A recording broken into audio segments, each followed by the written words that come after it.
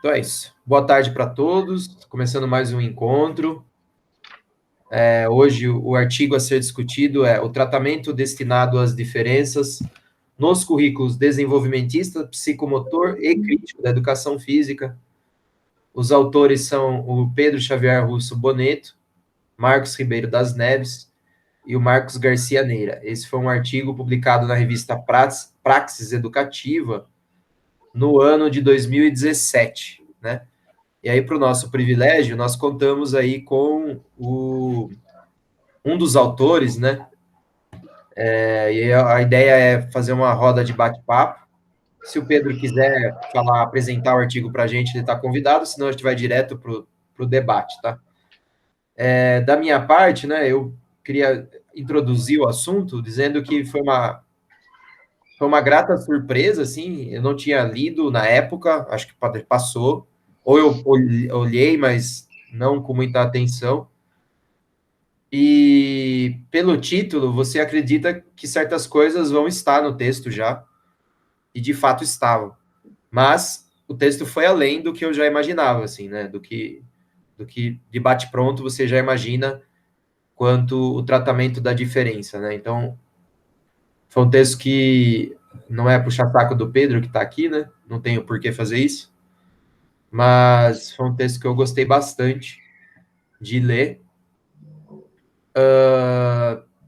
Principalmente pela ousadia, né? Porque são poucas páginas para tratar de uma abertura bem grande.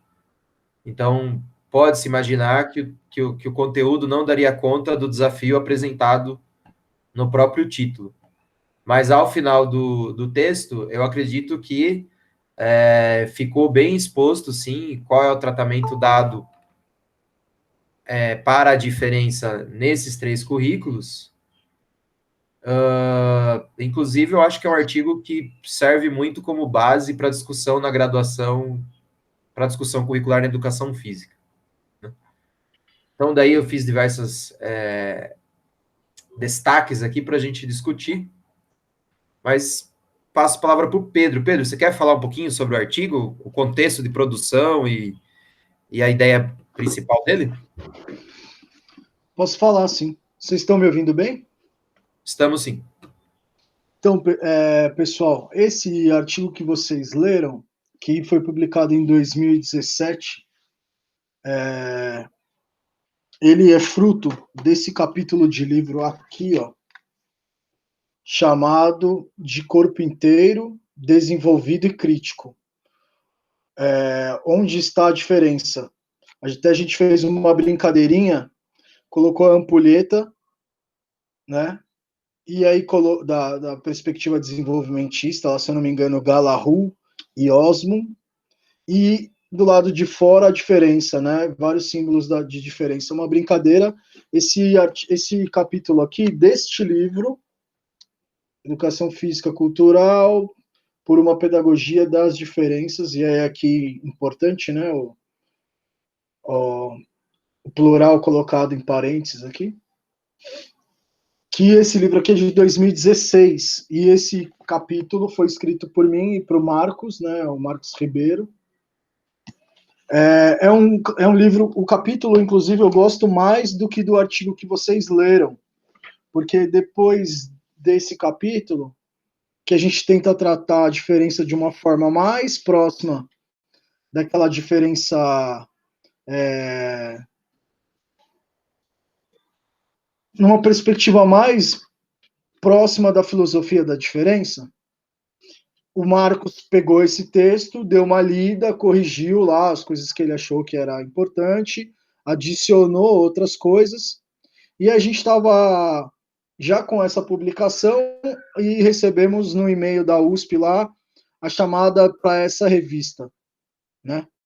Que essa revista, se eu não me engano, ia falar de diferença cultural e não sei o quê. E o Marquinhos propôs da gente enviar o capítulo, o Marcos fez as modificações. Então, tem muita coisa, para quem conhece o Marcos, tem muita coisa que você vai lendo o capítulo, você fala, pô, isso aqui foi o Marcos que escreveu. Isso aqui foi o Marcos que escreveu. Sobretudo quando ele vai, tudo onde está escrito diferença e coloca S, né? coloca no plural, né? As diferenças. Porque aí eu imagino que fica um pouco mais próximo do que ele gosta de escrever e pensar que são essas diferenças culturais, né? Então tem essa divisão, né? O artigo ele é um pouco mais palatável, ele tem uma introdução um pouco maior, ele vai tratar mais dessas diferenças numa perspectiva cultural, né? Ele cita, inclusive, lá no começo, deixa eu ver se eu me lembro aqui, o próprio Tomás Tadeu da Silva, Souza Santos, então tudo aquilo lá você não encontra, aquilo lá você não encontra no capítulo original, digamos assim, né? No primeiro capítulo lá. A gente já começa falando ali do Scliar, né? Tudo bem? Então tem essa questão aí importante. E a gente se dividiu, né, para cada um escrever sobre uma das propostas curriculares lá. Eu não me lembro bem quem ficou com qual, mas foram 3 propostas que eu e o Marquinhos, né, a gente foi fazendo essa avaliação e essa crítica, né? Sobretudo quando a gente identifica lá como eles vão tratando a diferença, que de uma maneira muito geral, né, tentando identificar tudo o que não cabe na identidade desejada, reformar ela, classificar, né, reformar ela, quando não é possível reformar ela, ela vira uma identidade que é uma identidade não desejada por esses currículos, né? Que é o cara que não é desenvolvido, enfim, são algumas ideias aí, né, do capítulo. Acho que também tem que lembrar no Combrace de Goiânia, eu não me lembro bem o ano, eu, Marquinhos e o Felipe, a gente apresentou uma parte, né, foi um trabalho que foi mandado para um GT de diferença e inclusão, alguma coisa assim. 2017. 2017. Eu não me lembro bem o nome do GT também, mas era sobre inclusão e diferença, alguma coisa assim. A gente mandou e foi aprovado. E lá a gente tratou só do texto do corpo inteiro, né, do João Batista Freire. Que é importante lembrar, né, tal como está escrito, tanto no artigo quanto no capítulo, dessas 3 obras é a que mais faz referência a possibilidade das pessoas não se comportarem tal como eles esperam, né? É o texto que faz aí o maior número de ressalvas quanto à diferença, digamos assim. Mas que, até pelo contexto histórico, né, o contexto cultural da época, ainda que tente fugir, ele tem uma relação muito próxima com as teorias desenvolvimentistas, né? E aí a gente tentou falar disso lá no Combrace, algumas pessoas, né, curtiram o que estavam ouvindo, outras pessoas não curtiram muito, etc. Teve bastante debate, né? Teve um debate bastante importante, assim. Acho que agora a gente pode passar pro texto propriamente dito, porque eu imagino que a apresentação que eu pude fazer, eu fiz, né? Legal, eu achei ali aqui o livro, eu tinha esse livro. Depois vou dar uma olhada na versão do livro. Na época também eu não. A gente pegou o livro junto, né? O capítulo seguinte é o que eu fiz com o Marcílio e com o Jorge. Depois vou dar uma Boa. olhada. Bom, vamos abrir para o pessoal aí então, né? Quem quer começar fazendo algum questionamento ou simplesmente colocando alguma afirmação, não necessariamente precisa tirar alguma dúvida, né? Quem quer começar falando?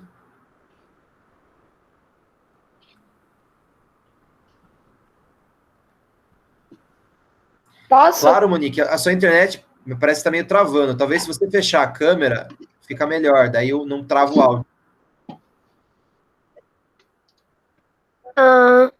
Pera, vê se agora ficou Tá melhor. bom, manda bala. Combinado. Bom, primeiramente, né, um prazer o Pedro estar aqui para a gente discutir sobre o tema dele, assim como o Rubens disse sobre o julgamento que todo mundo tem da minha pessoa com relação às leituras. Mais um texto, gostei muito. Principalmente, né, posso até dizer, um valor de importância, né, em debruçar, dizendo capítulo a capítulo do que os livros vêm dizendo, né? Você vem a todo momento fazendo essa relação com a diferença, dizendo capítulo a capítulo, né? Então, por exemplo, o capítulo primeiro diz tal coisa, onde encontra a diferença. Isso me deixou muito claro, né, o que eu estava querendo entender ali em si, ao invés de simplesmente lançar, né, a proposta, Piaget diz isso e a diferença não está aí, e vice-versa, né? Então, gostei muito, um valor muito importante se a gente pensar nessa análise, né? Uma leitura muito fácil também, né? Nada de complexo, isso ajuda muito também. E agora, trazendo, né, para a nossa área em si, achei incrível e eu acredito que seja o maior confronto, né, da educação física, os professores que buscam a receita pronta, né? Então, quando a gente pensa assim, ai meu Deus, o que eu faço? O que eu vou buscar? Essa receitinha pronta e é exatamente o que você expõe, né? Deixa claro ali no texto e no seu desenvolver. E ainda mais quando a gente pensa, né, a educação física enraizada nesse binarismo, né, do certo ou errado.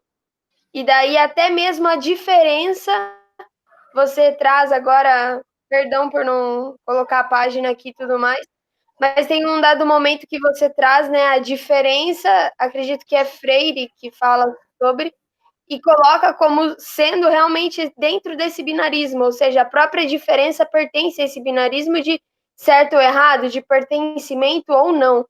Então, acho muito interessante quando a gente pensa nesse fator que ele está no social, né? Ele está no todo, o binarismo, a todo momento a gente separa certo ou errado, mulher, homem e vice-versa.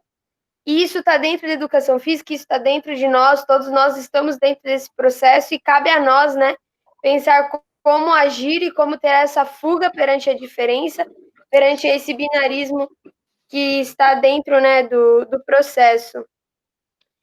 E, assim, por exemplo, fazer críticas, perguntas, não tenho nenhuma, e sim parabenizar, né? Gostei bastante, muito mesmo, em pensar essa identidade, esse sujeito dentro da norma, né? Dentro dessa, como eu disse, do binarismo. Então, muito bom, gostei bastante, ainda mais na facilidade da escrita e de toda essa relação que foi feita.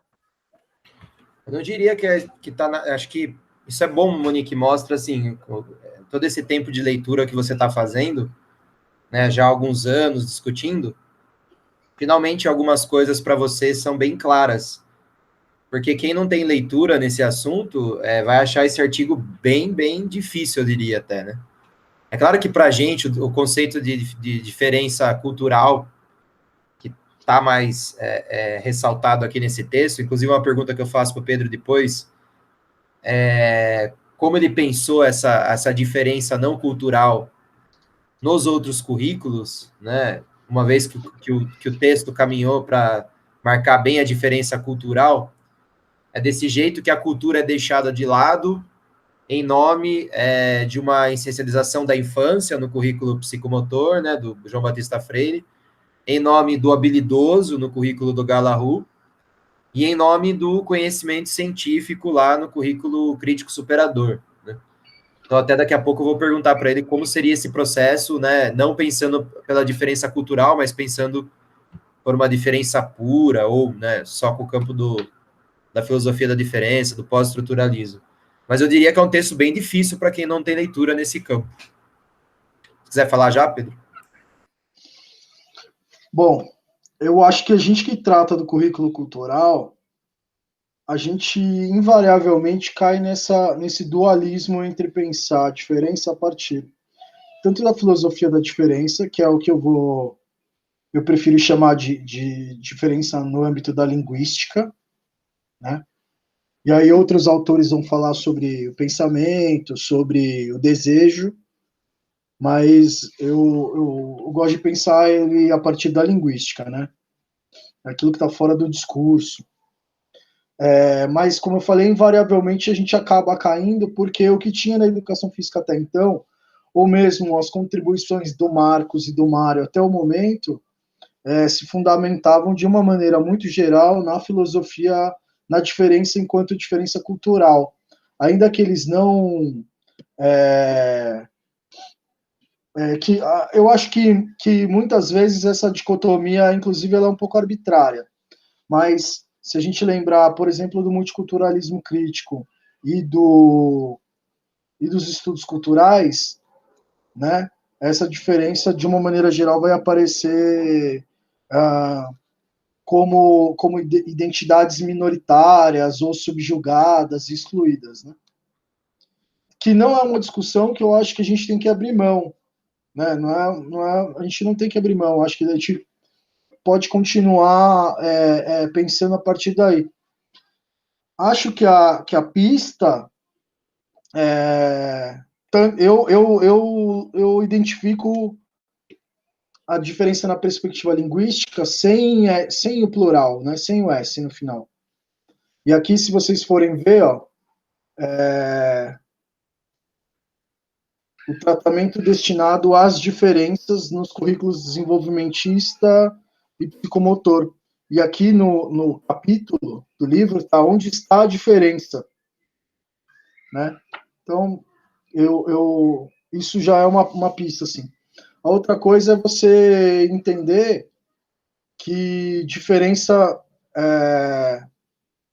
do jeito que eu gosto mais de pensar, é aquilo que não está no discurso, aquilo que não está identificado, aquilo que não está representado, ou que foge tanto da representação quanto da identidade, né? E aí eu acho que a gente se aproxima um pouquinho mais dessa discussão mais pós-estruturalista, assim. Se vocês compararem os dois textos, acho que fica um pouco mais claro, né? Eu até procurei no site do grupo para ver se tinha o capítulo, mas ele não está escaneado, né? Fica um pouco mais claro. De modo que eu também não acho que perde a validade, o trabalho aí, digamos que a adaptação aí que o Marcos fez, né? Eu gostei, aprovei, né? A gente leu o texto de novo, mas muda um pouquinho, sim, eu imagino, eu sinto, né? Muito bem, Pedro. Helder, quer ir agora?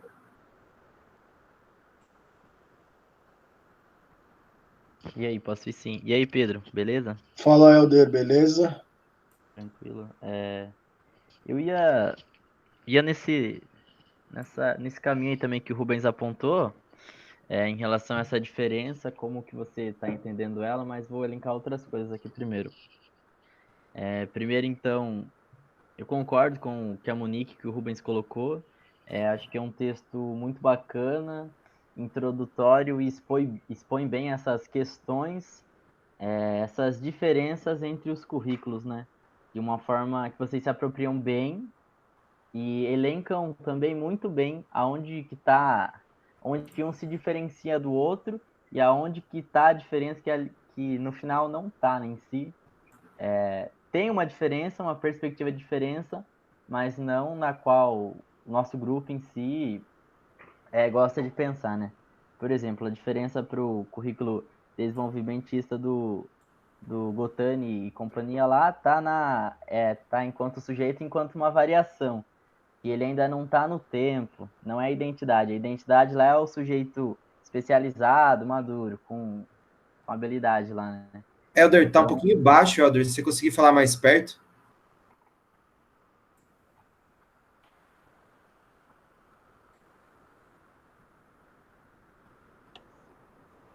Agora fechou o microfone.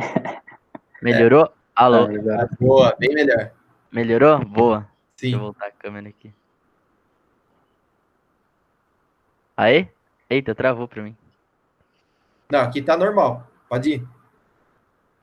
Nossa, travou tudo. Peraí.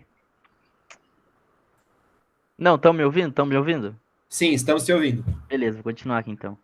Bom, então eu gostei do texto também, Pedro. Eu acho muito legal para a gente ter essa noção dessas diferenças que, enfim, com o currículo que a gente tem mais proximidade é o currículo cultural. Então, quando a gente vai trabalhar ou apresentar para outras pessoas que não têm familiaridade com esse currículo, eu acho importante saber diferenciar das outras propostas, né? Das outras propostas curriculares. Então, eu gostei bastante. Eu só, na segunda parte ali, cara, não sei. Na primeira que você fala da psicomotricidade, você com o Marcos e com o Neira, vocês falam de capítulo por capítulo. E na segunda, eu acho que tá de uma forma mais corrida, assim, sabe? Que não que isso seja um problema, mas que eu anotei aqui, cara. Que vocês não têm deixa eu ver, essa entrada mais afinco em relação aos capítulos e tudo mais. Porém, dá para perceber bem. Eita, caiu tudo aqui.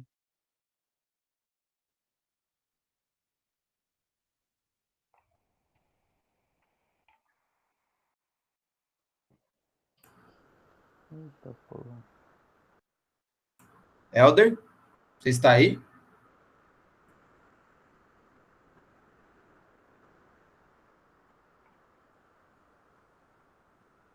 Acho que travou. Daqui a pouco ele volta. Quer dar sequência, João? Vamos. Agora foi de vez. Pior que tava no meio do raciocínio dele, né? É. Daqui a pouco ele volta aí. Será que tá chovendo lá? Aqui tá armando chuva. Aqui Às vezes também. tá, Pode ser às vezes isso. tá ventando lá alguma coisa. Eu separei aqui dois questionamentos, né, em relação ao texto. Um que, de certa forma, já vinha me incomodando há algum tempo, assim, incomodando no sentido, assim, de me fazer pensar as coisas, né? E outro que eu acho que já foi respondido, né? Então, essa relação que você explicou, Pedro, sobre o artigo e o livro, eu achei muito legal, porque eu ia perguntar realmente, né, porque o artigo é um artigo de 2017, né? E eu ia perguntar sobre como é que você olhava hoje para a diferença no currículo cultural, né? Hoje, estando aí no final de 2020, né, sabendo da sua aproximação também com Deleuze e Guattari e tal, e aí eu ia perguntar sobre isso, mas essa explicação que você deu sobre o artigo, eu acho que de alguma maneira já me respondeu sobre isso, né? E aí tem uma outra coisa que me chamou a atenção aqui no resumo, que que é interessante, que eu participei de um GPF de São Paulo esse ano, e aí existia ali uma animosidade, se é que eu posso dizer assim, em relação ao Lino, né, por ter comentado lá em relação ao currículo cultural como conservador ou alguma coisa nesse sentido. E aí, no resumo aqui, a gente encontra uma espécie de ligação da perspectiva crítico-superadora e do conceito de conservador, né? E aí eu não sei qual pesquisa veio primeiro, assim, mas será que tem alguma relação com o que ele escreveu e dele ter lido esse artigo, assim, também, né? Porque, não sei, quem escreveu esse resumo aqui? Teve alguma...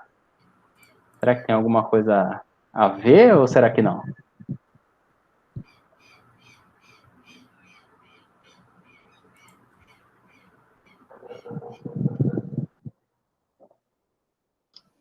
Oi, não, eu não me lembrava do termo especificamente, mas eu, até por conta do contexto, etc., eu não mudaria nada, né? texto já foi produzido assim, e na ocasião lá, mesmo na ocasião do Combrace, né, imagina você apontar alguns limites da obra do professor João Batista Freire, né, tem certos grupos lá ficaram absolutamente incomodados, né? E aí quando eu falava, por exemplo, não, mas ele categorizou lá o movimento lá de 1 a 7. Não, mas quando que ele fez isso? Né? Uma das questões era, não, mas onde que está isso? Aí eu li a passagem. Aí as pessoas nem lembravam dessas passagens, né? O que deu para perceber. Então a pessoa estava defendendo, mas ela nem lembrava. E aí outra coisa que a gente teve que fazer é a ressalva em relação ao, poxa, essa obra em nada diminui o valor dela, a importância dela, o quanto ela foi subversiva na época, né? Pelo que a gente tinha, o que a gente pensava de uma educação física até então, e o que a gente está apontando aqui é essas formas de pensar a educação física fazem, ou o que elas pensam a partir das pessoas que fogem, né? Que não são aí as identidades desejadas, né?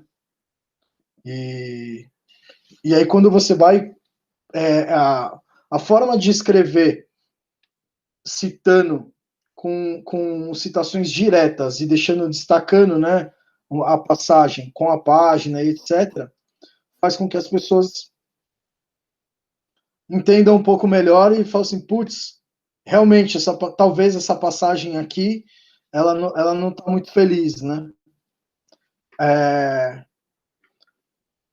Até porque a gente se ateve à obra, né? E não esse livro específico, né? Os livros de forma específica. E não a obra né, da carreira desses autores, né? Sim, Que sim. é provável que as pessoas conheçam mais a carreira do que propriamente a obra, né? Então isso foi uma das coisas que a gente,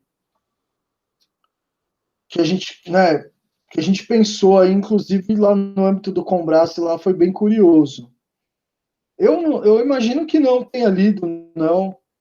Imagino que não tenha sido por conta disso, até porque já faz um tempinho, então provavelmente teria falado alguma coisa na época, né? Mas é muito curioso, né? Quando a gente pensa num currículo crítico, talvez uma das grandes fragilidades é essa de pensar que só vai ser possível uma transformação social no momento em que a classe trabalhadora se apropriar do melhor conhecimento ou do conhecimento mais elaborado, né? E se você conversar com alguns marxistas, com algumas pessoas, até hoje elas vão confirmar que é exatamente isso, é exatamente essa proposta, tal como as pessoas se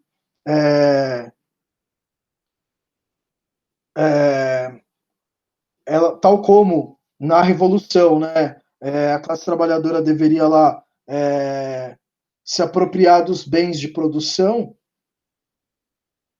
né, numa perspectiva educacional, elas também se apropriariam para um conhecimento mais validado, né.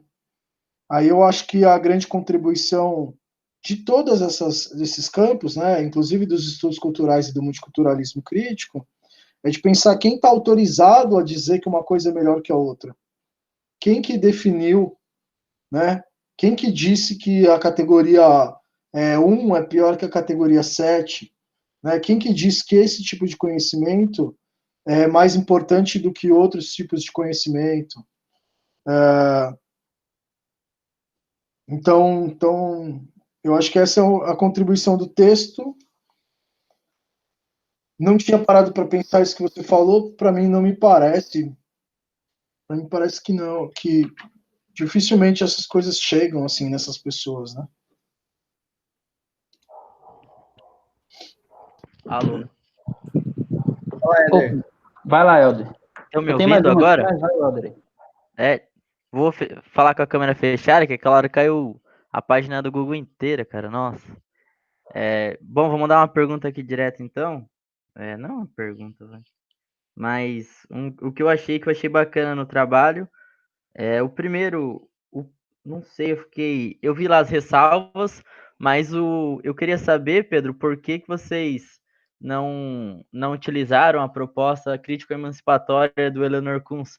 Eu sei que colocaram lá que está mais usado em concurso público, alguma coisa assim, não me lembro, está lá na página 3. Mas eu queria saber um pouquinho sobre isso.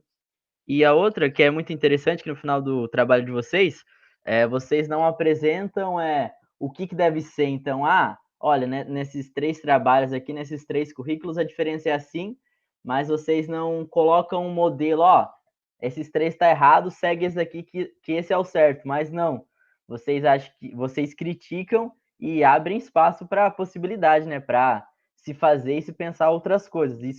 Acho que isso é muito rico, muito produtivo. Então, eu só queria colocar isso.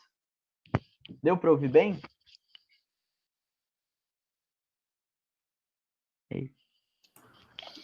Então, eu não sei porque a gente não colocou, não foi atrás, não leu e não fez a análise da crítica emancipatória. Eu lembro que a ideia do artigo, né, a gente começou a pensar e aí foi selecionando lá as obras. Seria muito bacana, muito importante, né, caberia muito fazer esse tipo de análise com a obra do Kunz, né? Foi uma escolha bem arbitrária, né? A gente justificou somente dizendo que eram obras aí basilares aí da educação física, mas é claro, poderiam ser outras, né? Depois também, o que a gente ia tentar fazer era um artigo para cada uma delas, explicando mais e desenvolvendo mais a ideia, né? Acabou que também depois a gente não fez, foi só na ocasião do Combrace que a gente especificou mais sobre a obra do João Batista Freire, porque ela é muito enigmática, né? Eu diria assim. Ela tem umas passagens incríveis que vão dizer sobre sobre fugir de determinados padrões, de que alguns discursos psicobiologizantes são muito perigosos. Tem uma passagem lá, até para mim, eu acho que a mais bonita que tem, até que ele vai falar. Deixa eu ver se eu pego aqui para vocês. Tá nesse artigo aí também, né? No artigo que vocês leram.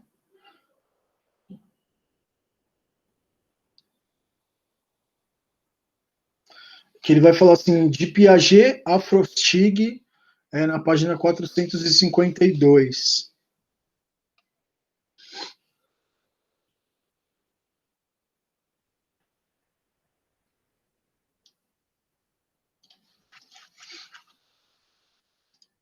Tudo bem? Vocês estão vendo? Sim. Ou vocês querem que eu leia? Não, fica à vontade. É bom ler, porque o pessoal pode assistir depois, entendeu?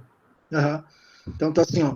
De Piaget a Frostig, de Arrihuega a Euconin. O desenvolvimento infantil é analisado em diversas etapas. Esse procedimento tem gerado controvérsias e confusões pedagógicas. Uma delas, a mais evidente talvez, é a ideia de que se forma, ao se estudarem esses diversos autores, de que esses períodos de desenvolvimento são estanques, de que um deles começa em um certo momento, exatamente quando o outro quando termina um outro. Convém lembrar que estamos falando de seres vivos e mais, de seres humanos, o que torna impossível essa precisão matemática na análise do desenvolvimento. Vale lembrar ainda que as periodizações descritas pelos estudiosos referem-se a lapsos de tempo na história da humanidade e que, portanto, certos comportamentos motores referem-se a um tempo e a um contexto específicos e que se tais comportamentos eram assim há séculos ou milênios atrás, provavelmente diferirão em tempos futuros. Né? João Batista Freire, na página 32.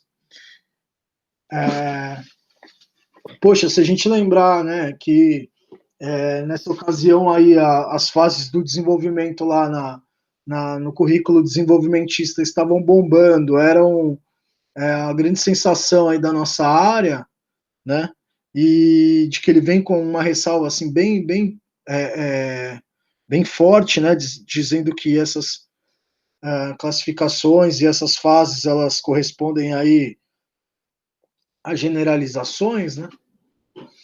Então, e não só essa, né? Tem outras aí ressalvas que ele faz que são muito, muito boas, muito importantes. Mas, ao longo do texto, e principalmente, né, na parte final, quando vai descrever as atividades lá, eu acho que todas as obras também caem nessa mesma armadilha, de que quando vão relacionar com a prática, né, a gente já sabe, a gente já viu, leu e sabe que esse é um dos problemas também da proposta lá da crítica superadora, né, do coletivo de autores, de que quando vai relacionar com a prática ou quando vai dar exemplos de aulas, né, a partir daquela proposta, aí uma perspectiva psicobiologizante, ainda que eles não queiram, ela fica muito evidente, né, muito evidente. Então, ao mesmo tempo que, né, na obra de João Batista Freire, ela faz essas ressalvas que são muito bonitas, logo na outra, utiliza aí de classificações aí piagetianas bem representacionais, né? Então, acho que é isso aí que a gente tentou destacar, assim, sabe? Pedro, o João tem uma questão, mas antes eu queria colocar que você tratou das obras com o devido respeito, né, vocês, né, enquanto autores. Porque quando entra na conclusão, vocês dizem assim, ó, é justo dizer que o panorama epistemológico atual é bem distinto daquele, né, da época da produção das obras. Temos à nossa disposição ferramentas de análise que naquele momento praticamente inexistiam, né? Então, os caras estavam escrevendo e a filosofia da diferença estava tendo os seus primeiros livros publicados, digamos assim. A própria questão da diferença, ao que indicam os estudos sobre o tema, ganhou evidência apenas no século XXI. Né? Então, ela vai chegar no campo da educação, currículo, muito recentemente. E a crítica que você faz, nada mais é, que vocês fazem, nada mais é do que apontar que esses currículos, e aí, ainda que vocês não tenham analisado o crítico emancipatório e o saudável, que eu acho que seria interessante para fechar o trabalho do artigo, eles almejam a formação de sujeitos singulares. Acho que é aí o X da questão, né? A conclusão. Então, todos eles têm um sujeito em vista. E é legal essa obra porque, quando vocês escrevem isso, eu ouso dizer que o próprio currículo cultural também tinha um sujeito em vista, né?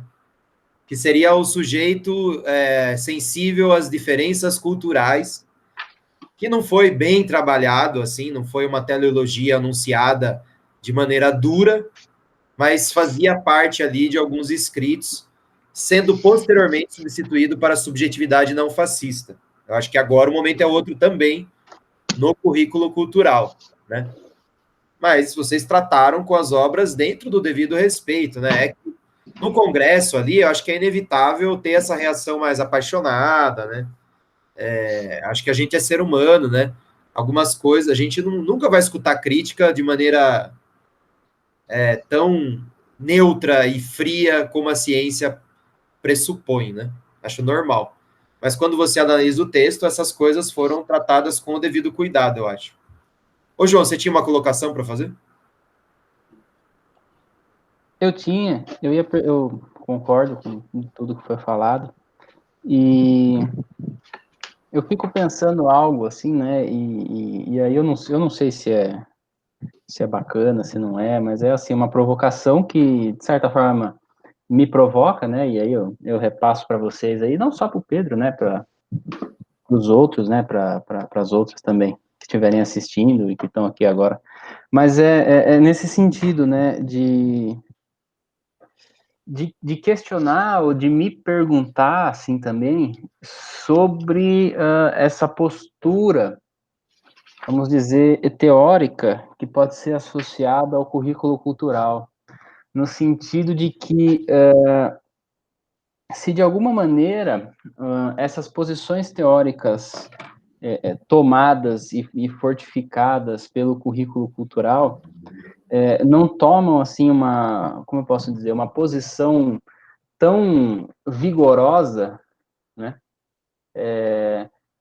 a ponto de deixar transparecer em algum momento que aquela é a perspectiva curricular possível. Entende mais ou menos o que eu quero dizer? Assim, então, de maneira indireta, meio que produzir, entre aspas, né, muitas aspas, assim, uma diferença curricular, no sentido de ser o currículo cultural, ou a teorização do currículo cultural, aquela que como é que eu posso melhor explicar isso? Aquela enfim, aquela que talvez se posicione de maneira mais adequada, né, ou alguma coisa nesse sentido, assim, e não pelo que é colocado, né, porque como o Rubão falou, eu acho que o artigo trata das outras perspectivas de uma maneira muito adequada, muito respeitosa, muito bacana, mas no sentido de se trabalhar tantas vezes essa crítica, né, e de certa forma, talvez se afastar um pouco de um olhar da multiplicidade, como proporia aí a filosofia da diferença, né, na minha perspectiva de Deleuze e Guattari, entendo eu, assim.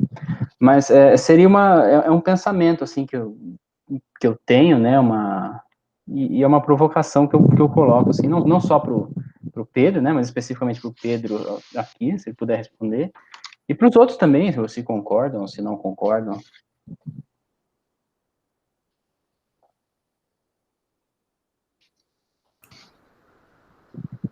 Quer falar, Pedro? Pode falar você primeiro. Eu vou ser breve.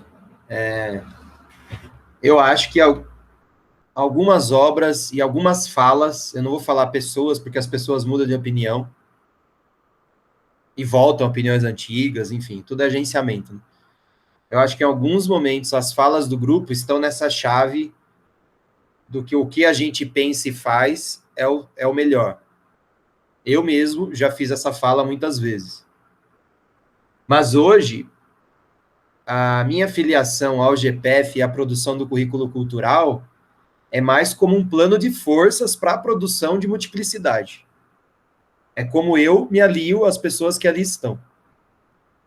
Então eu vejo ali um grupo de pessoas com afinidade, com potência para diferenciar.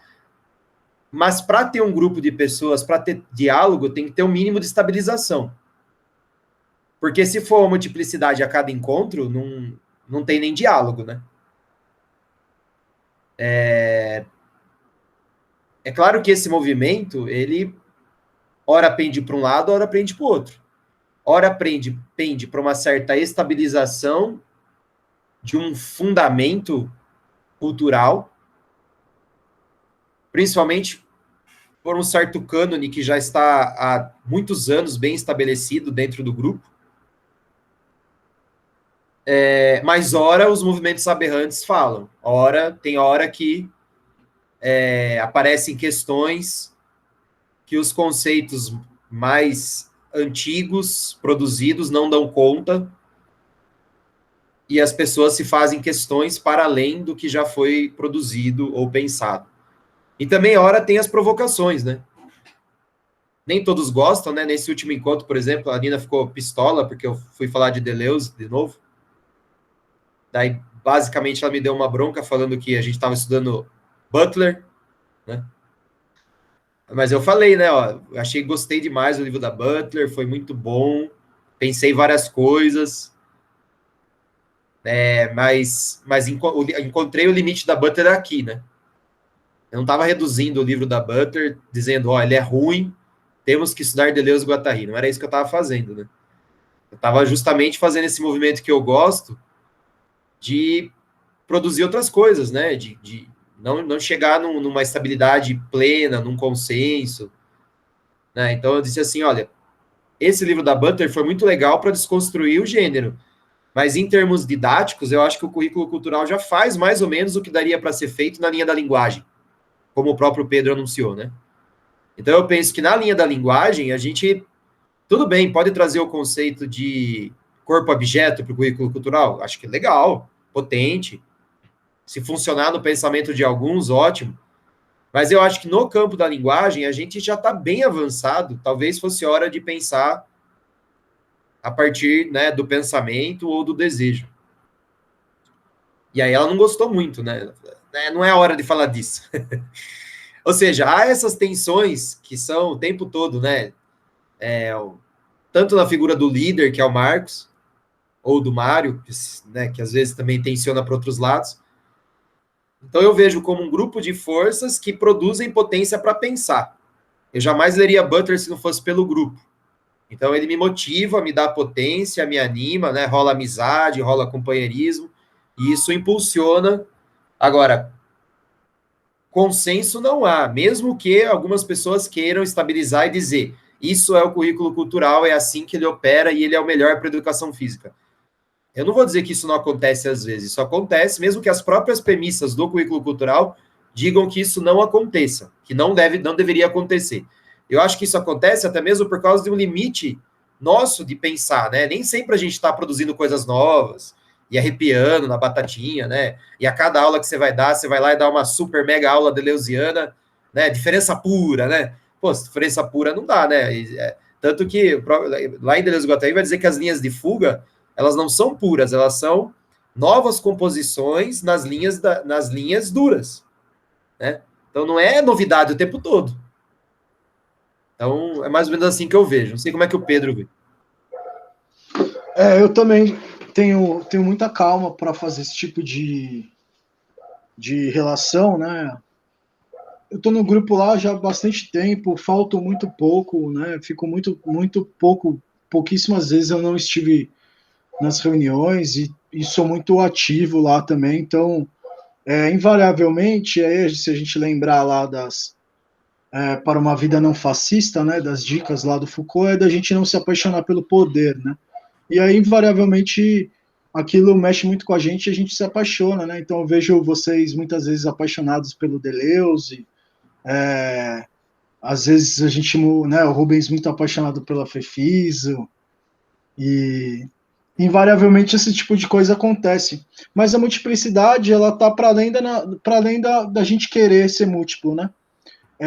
Uma dica que eu dou para as pessoas que criticam ou que falam algumas coisas do grupo de pesquisa lá, é a mesma que o Marcos faz, né? Dá uma olhada nos relatos de prática. Né? Os relatos de prática, eles são absolutamente diferentes uns dos outros.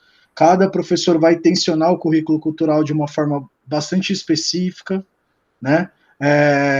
O que alguns fazem lá, eu não faria, né? E também não quer dizer que o jeito que eu faço seria o mais correto, mas eu acho a beleza da parada é justamente essa identidade bastante borrada que hoje inclusive é bem assumida no grupo, é bem assumida. O grupo diz pensar muitas vezes em currículos culturais, né? O Marcos, ele aceita bem isso, o Mário aceita bem isso. É muito bonito ver, por exemplo, a gente está lendo algumas obras lá. Então, na época que eu estava lendo Homi Bhabha, eu escrevi um relato lá, baseado na perspectiva lá, pós-colonialista lá, e tinha muita coisa do Homi Bhabha. E o quanto isso vai afetando as pessoas, e às vezes afeta um pouco mais, às vezes afeta um pouco menos. E se a gente entender, eu acho que a gente pode entender o currículo cultural, sim, e muitas vezes sem medo de usar a palavra melhor, e aí foda-se quem tá ouvindo, que é a ideia da redução de danos, tá ligado? É o melhor? Não, não é o melhor. Ele tá pronto, tá acabado? Não está pronto e acabado. Mas das possibilidades que a gente tem hoje, que a gente tinha hoje, é o que vai pensar aí numa maneira de almejar um tipo de sujeito que ferra menos com os outros, ponto. Sabe? É o que ferra menos com os outros. Porque ainda que a gente pensasse um sujeito aí multicultural, que conhecesse as práticas corporais a partir de artefatos culturais de cada grupo e etc., que, claro, tinha aí uma teleologia, né, implícita por trás da proposta, mas de uma maneira geral, a ideia era para você não mata os amiguinhos, sabe? Não mate os seus amiguinhos, eles gostam de coisas diferentes de vocês, mas por favor não matem os seus amiguinhos, sabe? E aí é o que o Rubens falou, é tudo processual, né? Hoje a gente está pensando aí em subjetividades aí não fascistas, né? Mas que talvez não, né? Com certeza a gente não estaria pensando isso agora se a gente não tivesse cometido vários equívocos, né? Nesse processo, né? É um grupo muito antigo. Não dá para fazer um grupo tão antigo daquele jeito só com acertos, né? Não dá. Então é absolutamente natural, normal. E eu gosto muito das aulas que os meus colegas dão, assim. Gosto muito, muito. Os relatos de prática me chamam muito a atenção. E eu vou falar para vocês, tem colega lá dando aula de currículo cultural que nunca leu Neren Nunes 2016, 2009 e 2019. Nunca nem leu.